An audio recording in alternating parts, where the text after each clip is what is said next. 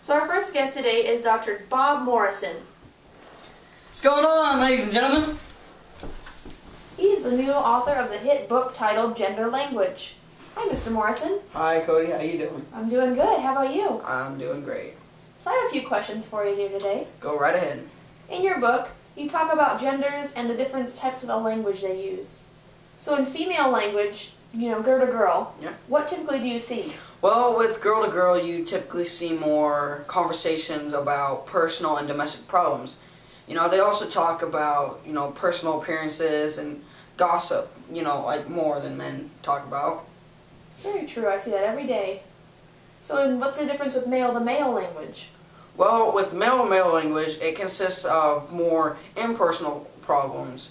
They usually talk about, sports, business, and current events, as well as gossip about media and sports figures. About male language, why typically do guys talk the way they do?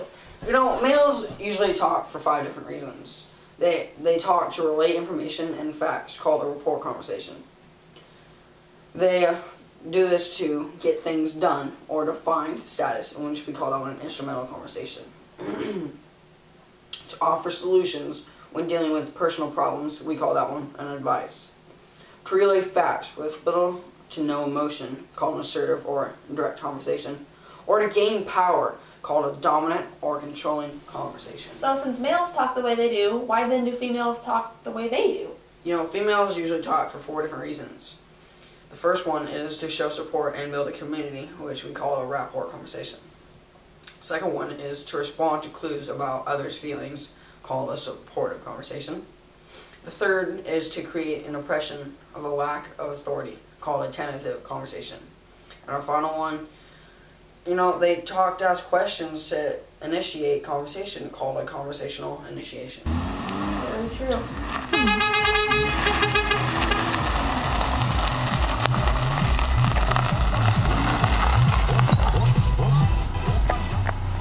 Oh my god, this car is amazing. Did you see how great it handled? Oh my god, it's got a sunroof. Look at this, a sunroof.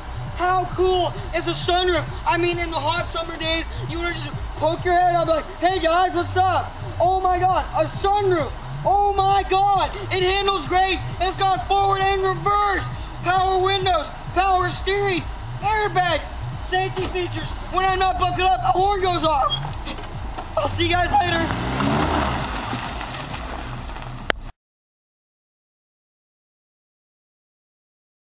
Our next guest is going to be Dr. Janet Sosa to give us a little bit of information on inside the human mind. So just thank you for having me on the set here today, Cody. It's just a delight to be here. So today I kind of wanted to talk more about, nonverbal communication. So for that, I really think we're going to need my assistant, John, here. Hi, I'm John. Alright, so some of the cues you're going to see in just every day-to-day life is body orientation. Whether you're facing someone head-on or you're kind of turned away a little bit, it really gives a listener a feel for whether you're paying attention or not. There's also gestures to consider, so whether you're using your hands a lot, just how the way you use your hands kind of just relays information better to people. You've also got to look into the face and the eyes. You can tell by a lot of the facial movements what kind of information people are trying to relay, how attentive they're being to you, what direction they're looking, whether they're looking at you while you're talking, things like that. You also got to listen to the voice. We call this terminology paralanguage. Voice pitch and voice tone tells how responsive they are to your conversation, and it also tells the listener what you're trying to relay and what is important in your conversation. There's also touch, which we call haptics. There's the functional professional touch, which would be like a handshake. Hello. There's also the social, or polite touching, which is like hugs with an acquaintance. And then there's like the personal, intimate touching, which is more like holding hands, or just needing to be next to someone and touching them while you're with them. Then you also got to look at appearance. When someone's dressed really professional, it just shows that they're there for business, or if they're dressed in sweatpants, it shows that they're really casual. You just got to look at the situation and see what's going on there. Hey guys, I'm Biz and this is ShamWow. I'm here to tell you ShamWow is way better than paper towels. Come on, give me those paper towels. These things, who uses these things anymore? They're Stone Age crap. So you gotta buy these. These are sham wows. They're amazing. They're only $19.95 plus shipping and handling. And if you buy it right now, I'll send in a second one for free. That's right, 2 sham wows for the price of 1. Wow! Alright, now it's time for our side-by-side comparison. Here we got the one and only sham wow. Here we got some Stone Age shiznit called paper towels. I'm gonna show you this. Look at that, it's just a mess. A freaking mess all over the table. Now it's time for freaking sham wow. Watch this. This soaks it up. Nice and good. What's that? Oh my god. We have some record-breaking news. Folks, we just sold our 1 millionth sham wow! Yeah, that's right. Those satisfied customers all across the country have been using sham wow, and they love it. Now, I'm going to show you these fantastic customers who love their sham wow. I just got my first sham wow, and I am amazed. This product, it is beyond awesome. It can absorb anything. I mean, it really is sham wow. Who needs this quicker picker upper? This thing's garbage. It's history. I'm sticking to sham wow now. Wow! Sham wow! See what happens when you have another satisfied customer? Boom! One more customer, and everyone loves sham wow. Now, for this low price of only $10.99, it's a sale! Sale!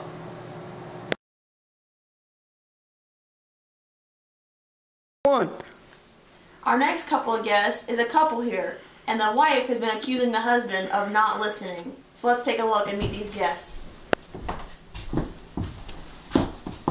You know what? Thanks for having us on here, Cody. We really are having a problem. I mean, he never listens to what I'm saying.